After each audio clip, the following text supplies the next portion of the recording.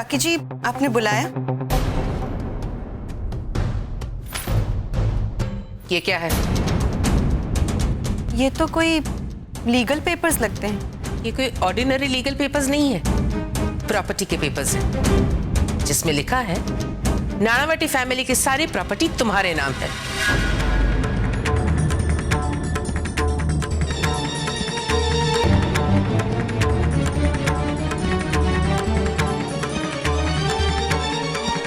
मैं कुछ समझी नहीं।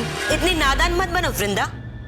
ये वही कागजात है जो तुमने बनवाए हैं और मेरे कमरे से मिले हैं। अब तुम्हें क्या कहना है?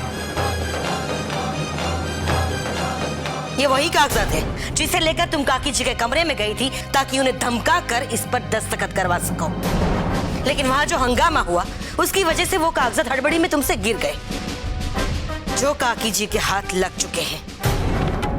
और इन सबूत से साफ हो जाता है कि तुम ही काकी जी के कमरे में उनको धमकाने के लिए गई थी, और इससे यह साबित भी हो जाता है कि तुम ही गुनहगार हो।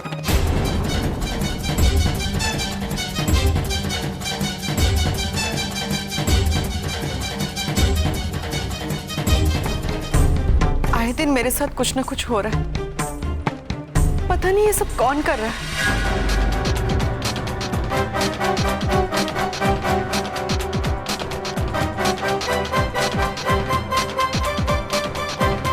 वृंदा, तुम कहना क्या चाहती हो कि इस घर में कोई है जो तुम्हारे साथ ये सब कर रहा है? हाँ, मैंने ऐसे कब कहा? अरे तुम्हारे कहने का मतलब वही है। लेकिन हम सब इतनी बहस क्यों कर रहे हैं? 48 घंटे का वक्त मांगा था इसने, इसमें तो ये कुछ कर नहीं पाई। लेकिन जब हमारे हाथ ठोस सबूत लग गया है तो फिर इन सब बहस की क्या जरूरत है? आखिर अब हमें कौन से सबूत चाहिए इस मक्कार औरत को पुलिस के हवाले करने के लिए? मैं साबित कर सकती हूँ कि ये पेपर्स मैंने नहीं बनवाए।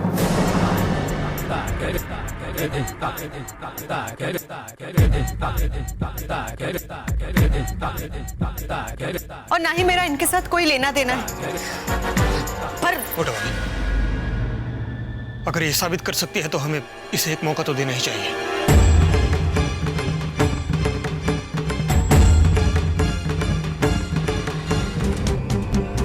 काकी जी,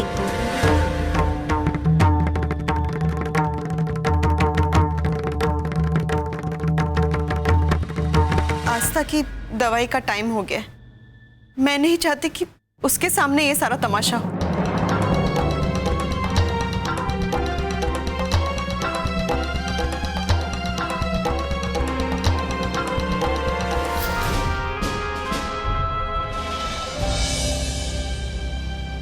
आप दोनों यहाँ इस वक्त।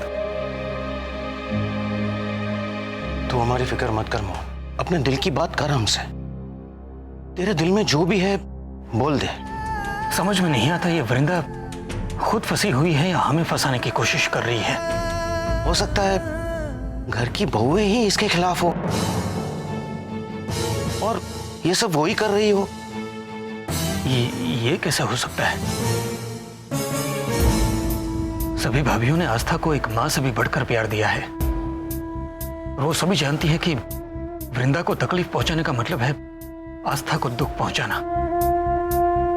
वो लोग ऐसा कोई काम नहीं करेंगी। बात तो तुम ठीक कर रहे हो। इस उलझन को सुलझाने के लिए हमें कुछ ना कुछ तो करना ही पड़ेगा। अब अपने घर में एक्चुअली बात क्या हो रही है ये तो हम नहीं जानते हैं ना। आधे से ज्यादा समय तो हम लोग ऑफिस में रहते, तो हमारे पीछे यहाँ पे क्या होता है हम लोग कैसे जानेंगे? एक तरकीब दिखती है मोहन। अब तक तुमने वृंदा को आस्था के मां के रूप में ही जाना है, अब तुम्हें उसे और भी समझना होगा। वो सच में क्या है ये सिर्फ तुम ही पता कर सकते हो। एक बार ये बात पता चल गई तो सब कुछ आईने की तरह साफ हो जाएगा। आप ठीक कह रहे हैं, मुझे वृंदा को समझना ही होगा।